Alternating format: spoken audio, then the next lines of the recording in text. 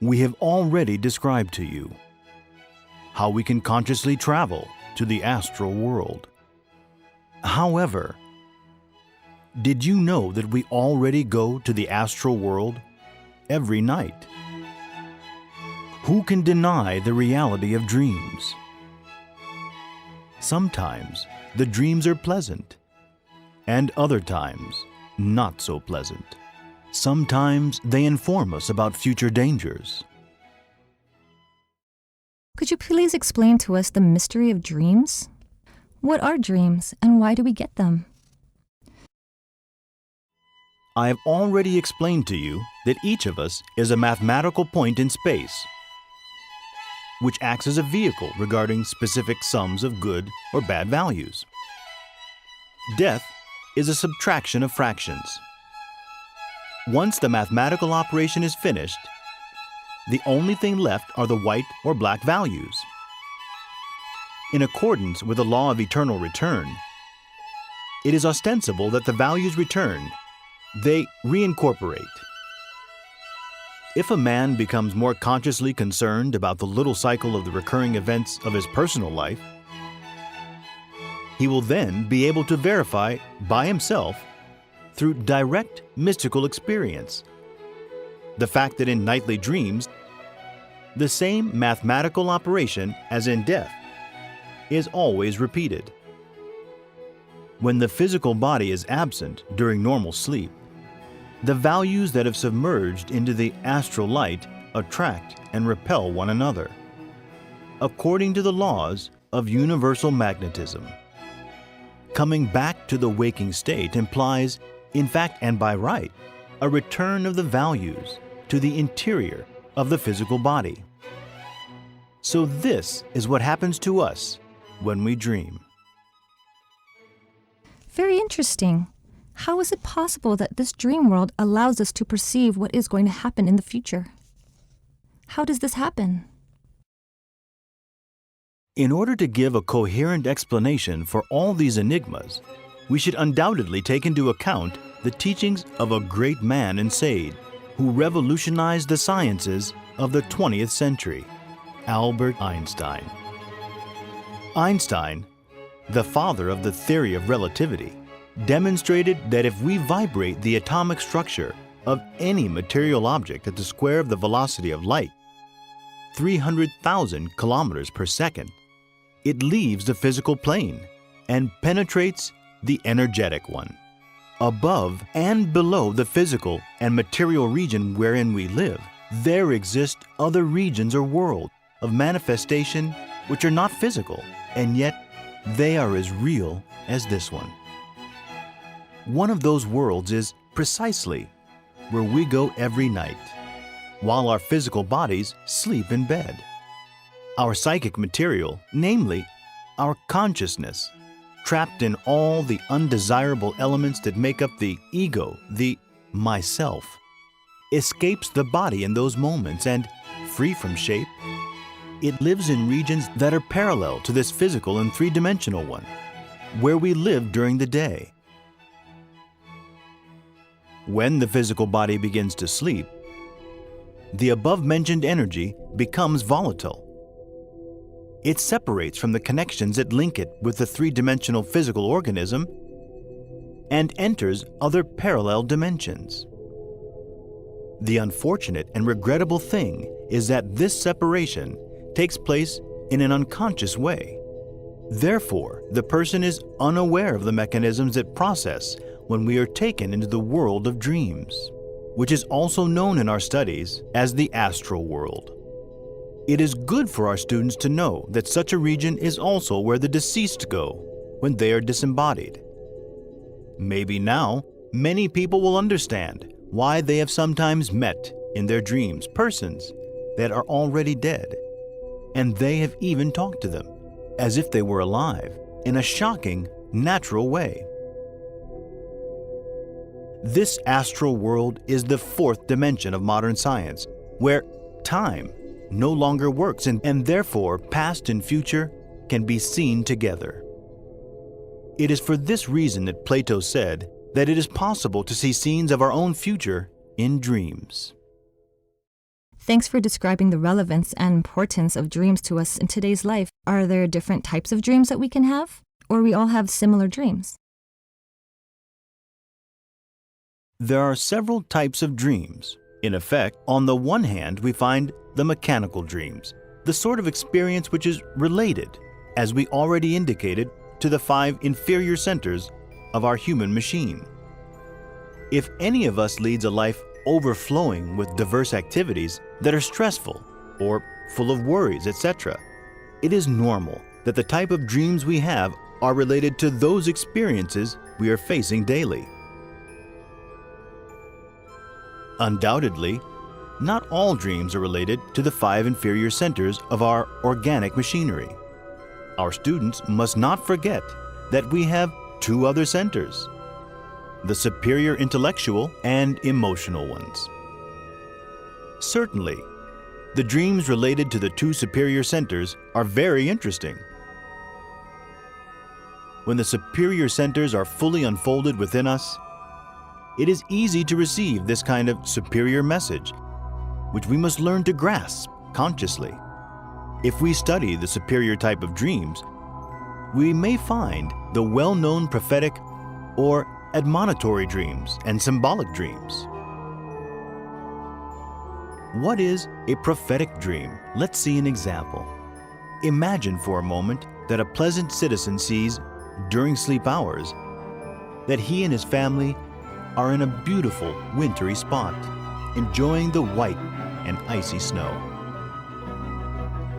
A few moments later, he observes in these visions an avalanche, burying several skiers who are nearby. It is most probable that such a dream will make no sense to him when he wakes up. But it is possible that later on, in some wintry place, and surely not remembering such an experience, you suddenly say, "I had already dreamt of this. There was an avalanche and innocent people died." And just after these thoughts have gone through your psyche, the announced tragedy takes place. The other type of dream connected with the 2 superior centers is the symbolic dream.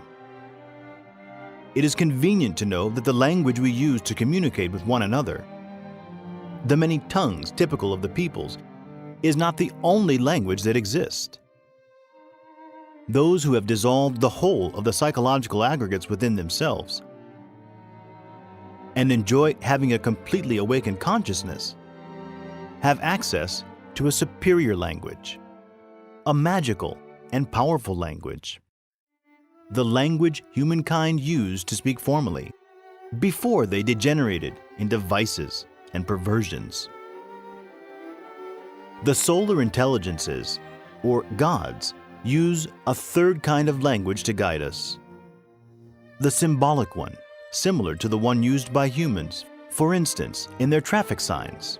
That is a universal language, understood by either an Eastern or Western person, a timeless language which has not changed its expression through time. The symbolic language is a quick, precise, concrete language. With good reason, the proverb says, "One image is better than 1,000 words." This is the language in the Pharaoh of Egypt's dreams, which was wisely interpreted by Joseph. This language is similar to the one in Jesus' parables. Those who interpret everything in a literal way think that the farmer of the Christic gospel went out to sow his seed and that it fell on rocky places, etc. But they do not understand the meaning of such a parable, for it in itself belongs to the symbolic language of the superior emotional center. Does someone mention a certain number in a dream? Did you see one of your teeth falling out? Did a tree become alive and speak with you? Did you go up a mountain and find precious coins? Were you packing your bags at home? Were you waiting for a train to come, and did you get on when it arrived? Those are symbols that go beyond the mere rational formalism messages that are directed towards the human being's consciousness. We must get ready to comprehend this language. Only intuition and the awakened consciousness will enable us to unveil the meaning concealed in symbols. Many sincere people who are mistaken think that they do not have any dreams. What really happens is that we do not remember our dreams. The state of unconsciousness in which we live, with a too heavy egoic load, makes it impossible for us to bring to the physical body the awareness of the experiences we have in the astral body. Hence, we need to comprehend the urgent need to awaken our consciousness. The letter they deliver to us in our dreams is too important.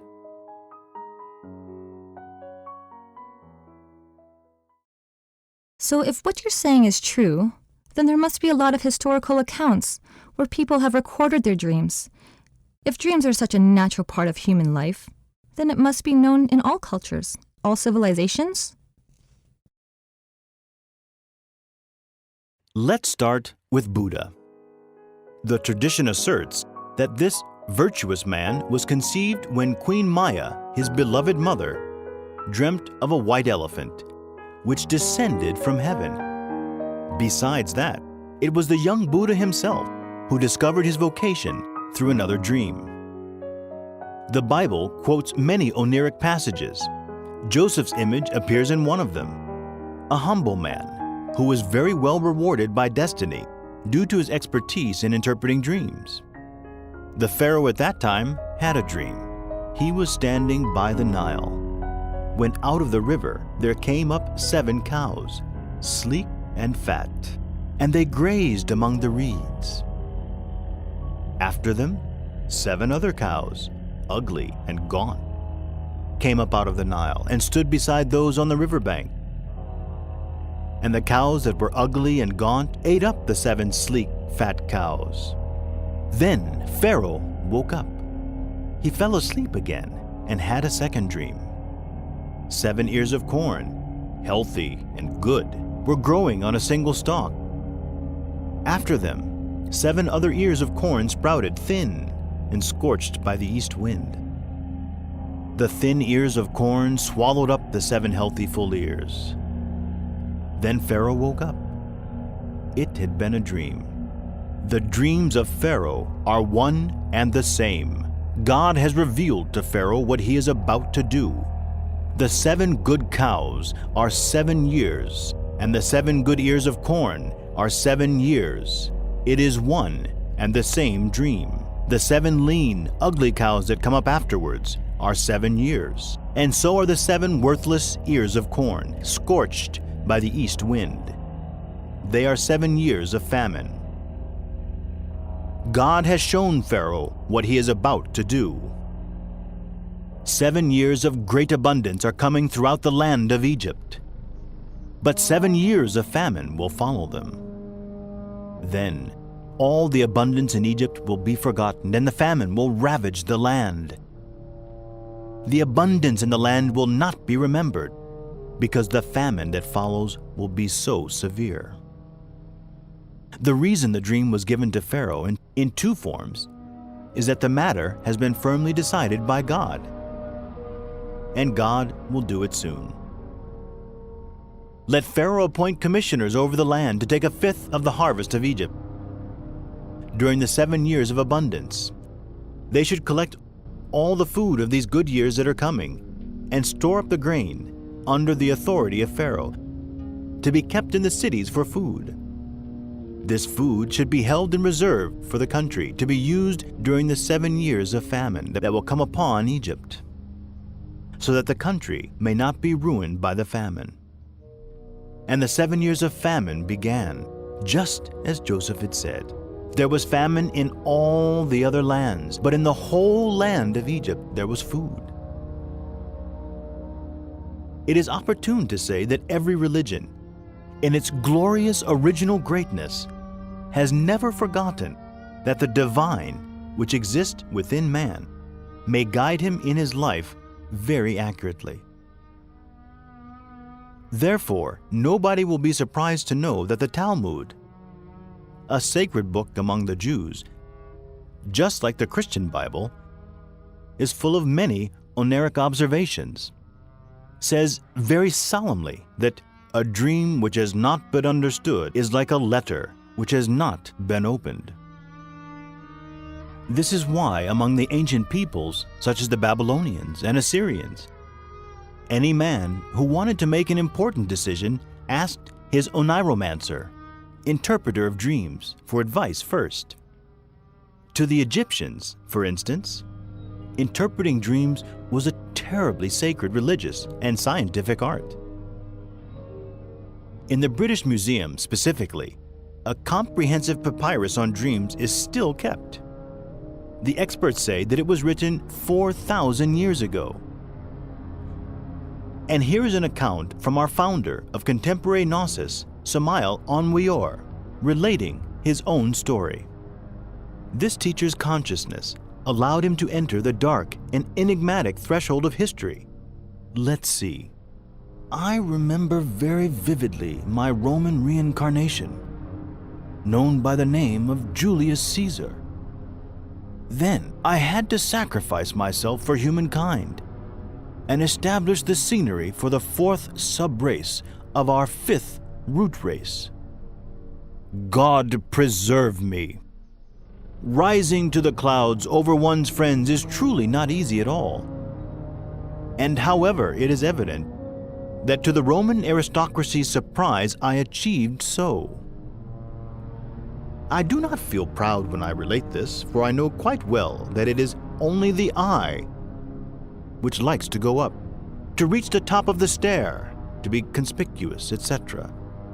I just do my duty and tell the story. That's all. The right to rule over that empire was certainly not given to me gratis or free. The divine and the humans know very well how much I suffered. I would have been quite able to save myself from the wicked plot if only I had listened to the old astrologer who used to visit my mansion. Unfortunately, the demon of jealousy was torturing my heart. That old man was a very good friend of Calpurnia, and I did not like that. In the morning of the tragic day, when I got up from the nuptial bed, my head crowned with laurels, Calpurnia told me her dream. In a vision at night, she had seen a star falling from the skies to the earth, and she warned me by begging me not to go to the Senate. My wife's supplications were useless. Today I shall go to the Senate, I answered in an imperative way.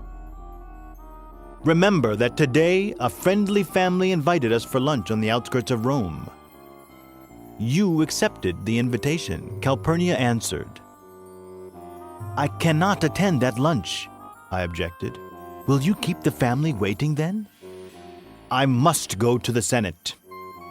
A few hours later, accompanied by a charioteer, I was going in a war chariot to the capital of the Roman Eagle. Very soon I got there among the excited crowds. Tremendous acclamation. Hail Caesar, they cried. Suddenly, in an unusual way, the old astrologer appears facing me, the one who had previously warned me about the Ides of March and the terrible danger. He secretly delivers a piece of parchment to me with the names of the plotters. The poor old man wanted to save me, but it was all useless. I ignored him. Besides, I was very busy listening to so many illustrious Romans. Then, feeling invincible and invulnerable in my typical Caesarean way, I advanced towards the Senate, through the Olympian columns of the Capitol. But alas, the plotters were lurking behind those heroic columns. The steely edge of the assassin dagger tore my back. Used to so many battles, I instinctively tried to hold my sword. But I felt dismayed. I see Brutus and exclaim, "You too, my son!" Then the terrible parka take my soul away. We are very grateful not only to this account, but also your explanations about them. Yes, most people have dreams, especially during childhood, but as they grow up, they do not remember them much. How can we take advantage of our dreams to know about ourselves?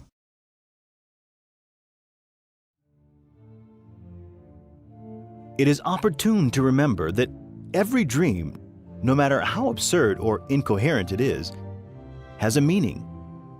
For it indicates not only the psychic center it is associated with, but also the psychological state of such a center. History itself shows us how the great evildoers and tyrants were struck by bad dreams. Let's remember the great sufferings Pontius Pilate's wife had in a dream the night before the Roman procurator condemned Jesus Christ to death.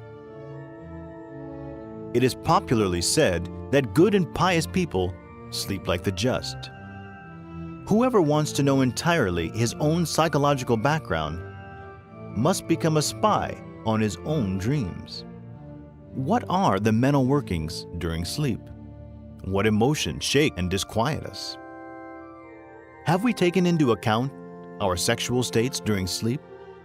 We must be sincere to ourselves. With good reason did Plato say, "You know a man by his dreams." Many penitents who boasted about being chaste were submitted to test in the inner worlds. They failed in the sexual center and suffered nocturnal emissions. You want to be responsible for everything except your dreams? What miserable weakness, what lack of courage and logic! Nothing belongs more to you than your dreams, said emphatically the great German philosopher Friedrich Nietzsche. The question of the wrong workings of the centers is a subject that requires a lifetime study through an active self-observation and rigorous examination of dreams.